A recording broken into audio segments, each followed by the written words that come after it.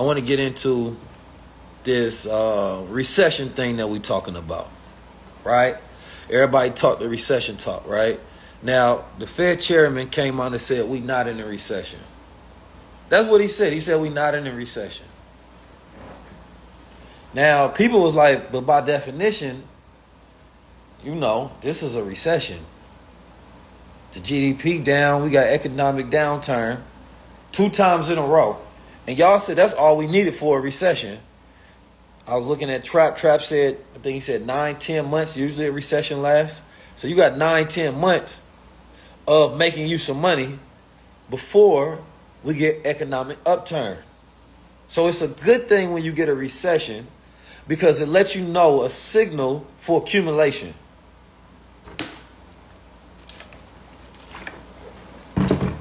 Write that down. A recession is a signal for accumulation. Yeah, 9-18 months, right? A recession is a signal for accumulation. Now, there's something different about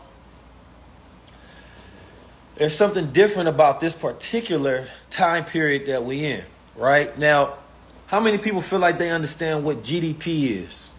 Gross domestic product. I'm going to keep it simple.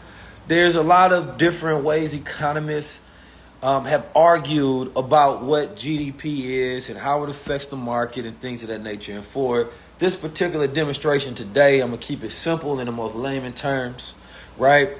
It's economic output, right? It's the total economic output of America, right? So if you want to look at it as production, right? So we talking about GDP. What we producing, right? Are we on the up and up? Now, let's say the GDP normally at 1.6, right? So let's say, let me pull up some numbers so y'all can get context. I think this is gonna be easy to get y'all context on this. It's gonna be easy to get y'all context on this, and you really want to understand this because this simple bit of information allows you to understand when you hear this information, right? When you hear this information in the news and it feel like they talking over your head and it has nothing to do with you, but it actually does, right? So GDP rates, because one thing about me, man, is language is key for me.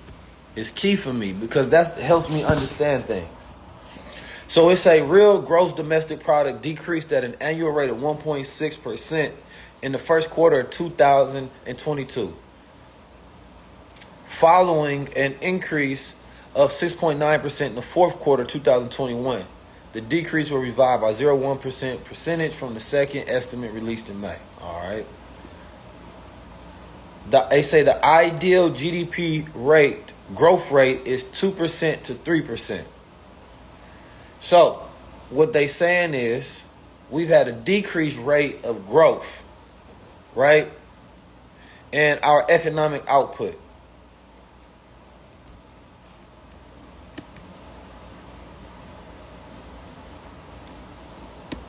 And so typically you're going to want the GDP, you're going to look at the GDP and the inflation rate, right? So how many people know what's the typical inflation rate? What's the normal inflation rate? They want to keep it somewhere around 1 to 2% because they think that that's good for the economy. Some people think it's good for the economy. Some people say 0% inflation. But there's different economic models you're going to go with when you're talking about inflation and why inflation matters as well. Right?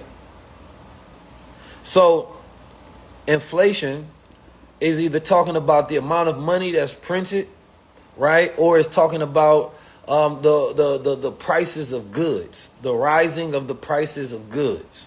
So if you go to, take a look at gas, right? Gas, in some regions got almost to $10, right? And we talking about in some places a normal of like $3, $4, right? So what we've seen is an increase in inflation at high rates. And if you let inflation continue to grow, it has what they call hyperinflation. And hyperinflation is essentially when the money ain't worth nothing. That's basically what hyperinflation is, when the dollar is not worth nothing.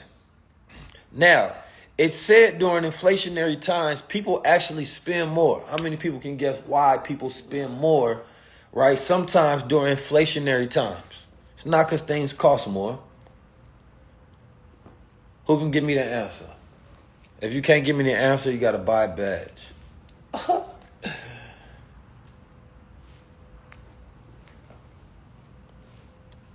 All right. So people spend more during, I don't see the answer.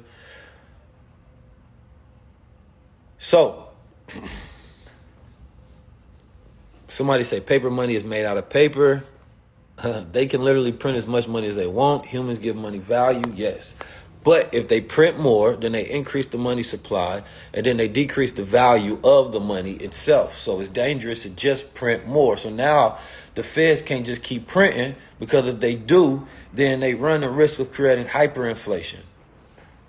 So it's dangerous. Now, the reason during inflationary times, right, people are spending more, is usually because the dollar is worth less. So they're trying to spend it as much as they can because it has less value, right? And so oftentimes the wealthy are looking to put it into different places, right? Because they know that the dollar is not holding the same amount of value. And also during these times right now, we are in an interesting time because they say the dollar, by their standard, they say that the dollar is up 10%. Right? So you have to think about what that means. That means that you have a $1, but sometimes this dollar is essentially worth 90 cents. Sometimes it's worth 80 cents. If it decreases in value, if it decreases in its ability to buy things at the same rate. So you have to understand currency exchange rates, right? It's different out here once you understand that. Like, I might have $100, but that doesn't mean that the actual intrinsic value of it can buy you what you consider to perceive as $100 worth of value, right? Because if I got $100 bill and they say inflation just went up by 10%, this $100 now buys 10% less than I would have gotten at first. That makes sense? So if you could have bought, if they say you went and you got drawers at the store and they $10 each, you can get 10 pairs, you got $100, inflation goes up 10%, now you can only get 9 pairs. Now, what they're saying, though, is that the dollar's worth 10% more. It's actually one of the strongest it's ever been. But this is only going to last for maybe a few more quarters, right? Maybe in through 2023, and it's going to go back down. So what they're saying is when you have a strong dollar, then it attributes to the increase rate in the inflation. So the value of the dollar went up 10%, inflation went up 10%. But for real, in real terms, this is more so better for when you're thinking about traveling and going to places outside, right? Now, this is not good for countries that owe America money because our dollar is worth so much that they currency, they got to pay us back more. So you see some countries going bankrupt. I think it was Sri Lanka, right? It's very dangerous when you got a fluctuation of the amount that this country is worth, the amount that this country is worth. You dig? And they dollars. So you seeing countries go bankrupt. We seeing China right now is going through an issue with the real estate market. I was watching a documentary on it, and I was watching some of the current studies on it. The Chinese people was over there trying to do a bank run. And this is dangerous, right? And this is why people say, yo, the idea of crypto has to come about, because the Chinese market, what happened is people were investing everything in these banks. And people didn't know they were investing. A lot of people thought that they were saving, right? So imagine you go to the bank, you think you're saving, right? You put money in the bank, but they telling you this is actually an investment. So people hear about some of the issues in the real estate market and things of that nature. They not trusting it. They want to go take their money out. The bank say, no, ain't nobody can withdraw. We ain't got no money for you. The government responds by sending tanks over there and protecting the banks. The citizens is losing millions of dollars. They got hundreds of thousands of dollars tied in there. And they tell the people, like, yes, there is insurance on the amount of money that you put in to up to a certain extent, but not on investments. And the people never knew that they was considered investments. They thought they were savings. So the people in uproar. So what they did is, you can watch the video. They sent out private security. You got some in white plain clothes and black plain clothes, and they grabbing people, throwing them around. It's anarchy out there. So now you think that this only can happen in China. China is not a third world country. China is booming. It's actually #1 right now. So when you see stuff happen in China, it trickles over to us. China is heavily invested in us. They own a lot of debt. We owe them a lot of money, right?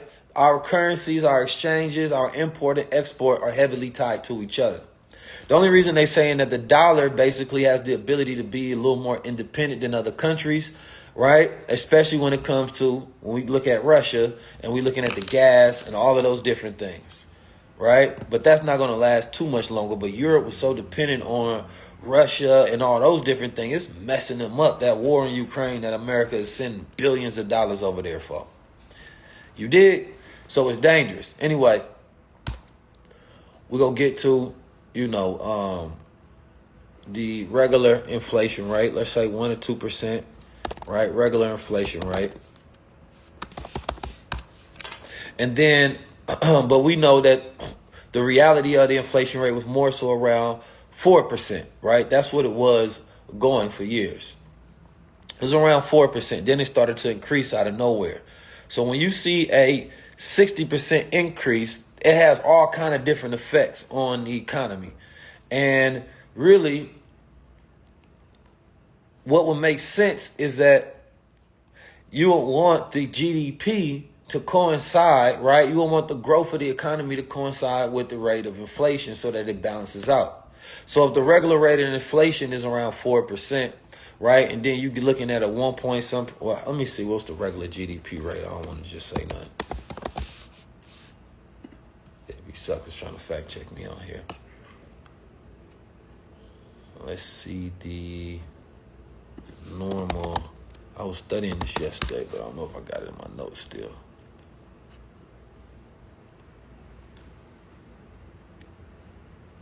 I'm gonna look at it over time. So this is important. You got to pay attention to this. I used to think that, not having knowledge of international things, global economics and things of that nature wasn't for me.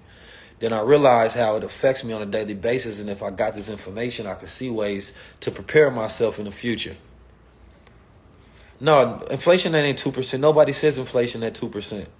It's on the news that inflation is at 10%, but they have a model in which they measure inflation, and that model is old. So it has to be around, it may be around like 15%. It may be around like 15%.